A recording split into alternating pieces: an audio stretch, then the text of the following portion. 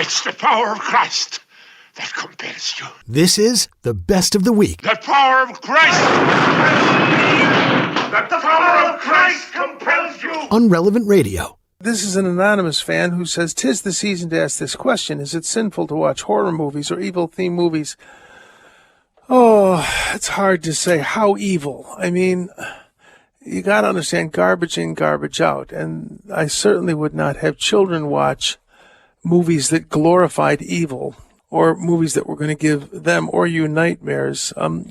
There's enough sins in the world, and I don't want to say it's seriously sinful to watch those movies. I think it might be, to expose children to those kinds of movies, I think is much more dangerous. But there are fun movies to watch at this time of the year that don't glorify violence. So, again, I don't want to go so far as to say that it's sinful.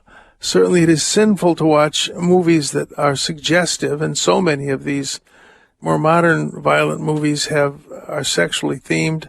It depends on the level of violence, the level of fear, and the age and disposition of the viewer. If you're sensitive to that stuff, don't watch it.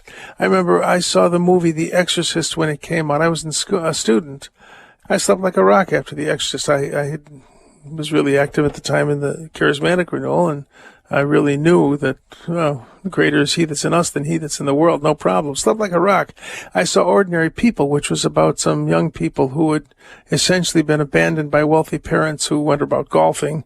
I had nightmares after that one because I knew people who had done that. And their kids were in therapy and they were in the golf course. It wasn't a problem for me, but it might have been a problem for you. And certainly I would not expose children to those kinds of movies. You can join me and listen on the Relevant Radio app to Father Simon Says live each weekday at 1 o'clock Central.